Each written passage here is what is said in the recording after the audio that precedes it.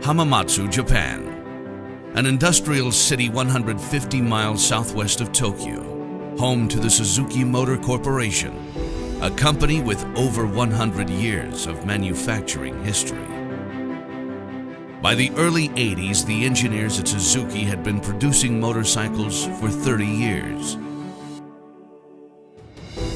The company's ethos of passion and enthusiasm meant many of the company's motorcycle designers not only rode, but raced bikes themselves. And their experiences racing on the track provided critical feedback in the unrelenting process of constantly redesigning and re-engineering Suzuki's next motorcycle. And in the mid-80s, the ceaseless effort of Suzuki's R&D team would culminate in the birth of a bike that would change the history of motorcycling forever. This is GSX-R, 30 years of performance.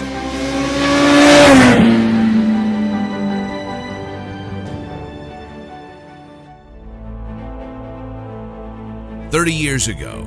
Suzuki introduced the GSX-R 750,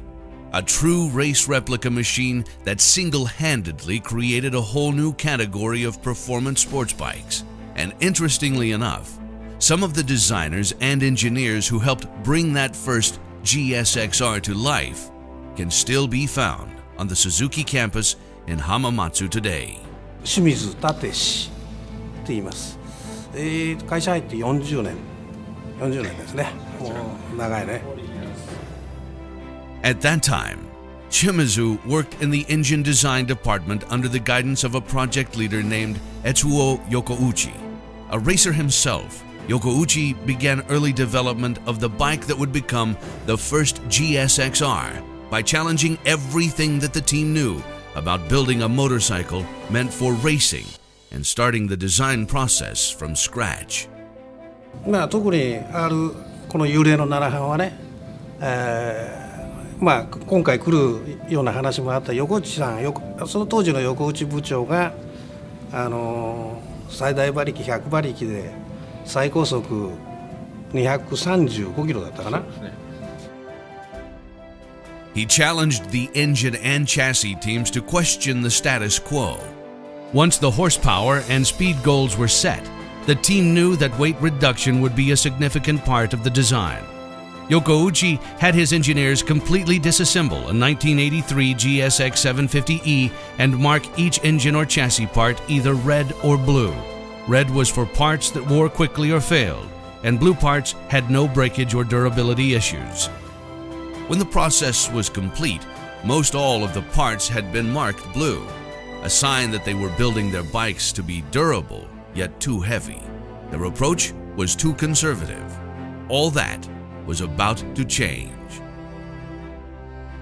E4 で先行実験を随分やってたんですよ。実はGSX-700 っていうのがあって、当時アメリカでね700以上の車の関税をものすごく上げた時があって、それでショートストロークの7班を作ったので、それのボアを広げて、当時としてはショートストロークの7班ができたので、それで先行実験やってて、でエアクリーナーマフラー付きで97馬力までは出してましたと立さんが。だけどそこまで出すと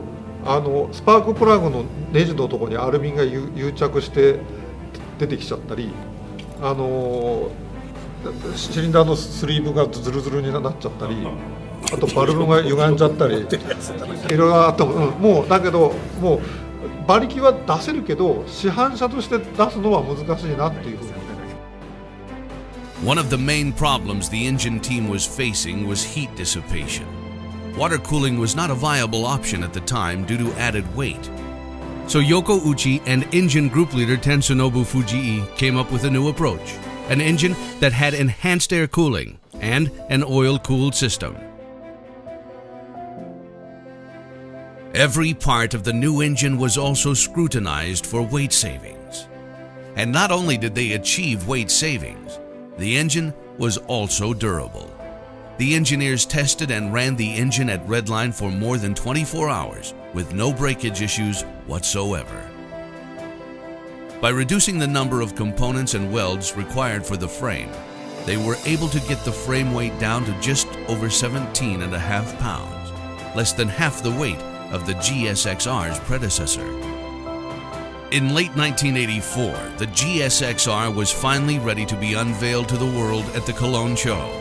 When the cover was pulled off of the GSX-R 750, everything about the bike from its specs to its appearance electrified the motorcycle industry. This was a radically light, race-ready motorcycle, and something the general public did not expect from Suzuki, who was known at the time to be careful and conservative. The GSX-R 750 achieved a 1-2 finish in its World Endurance Championship debut race, the Le Mans 24-hour. And when the bikes began to reach the general public and began rolling out on the road and tracks worldwide, it did not take long for GSX-R's popularity to take off. さっき言ったね、さっきあそこで言ったように私サイクルワールドのテストでテキサスで24時間耐久行ったんですよ。でその時に750での最高記録を作ったよっていうことになって。During the late 80s and 90s, the GSX-R became known worldwide as a sport bike leader in racing, and development of the GSX-R models continued as new performance standards were sought after.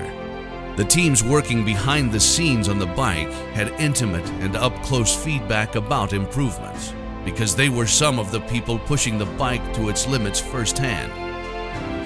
ですからこの3人とずっと一緒に実験とか、あと社内クラブのチームタイタンっていうのだったもんで、うちがフォアサイクルのエンジンやりだしたから耐久レースでなきゃいかんじゃないのっていうのがやっぱりレースチームの人から話があって、それで今度耐久レースあるから出ようってことで。例えばホンダとかヤマハとか川崎、みんな社内レーシングチームっていうかね、社員がやってたレーシングチームがあって、やっぱり鈴鹿の耐久なんかだとワークスが出てる中でその後社内のチームが出てた。でどこもそうは言ったって社内だもんで、どこがワークスでどこがチームだか分かんない、ライターが違うだけのような車になってるんですけど、そういう中で、自分らでエンジン作って車作ってでレース出てたと。Even to this day, the engineers who made up Team Titan are proud to recall some of their top finishes, and are quick to note that even amongst all the other professional and company teams, they frequently finished well and never fell below 10th place in the rankings. Not bad for a group of full-time engineers and designers. 今自分も86年モデルに未だに乗ってます。でまた開発したっていうところで、どこを壊れて何かあった時にどこをいじればいいかってそれなりに分かってます。未だにもう29年ですかね、経ちますけど。In the late 80s and throughout the mid-90s, Suzuki continued the development of the GSX-R, and every new model of the GSX-R was designed with new technology and improvements learned on racetracks from around the world.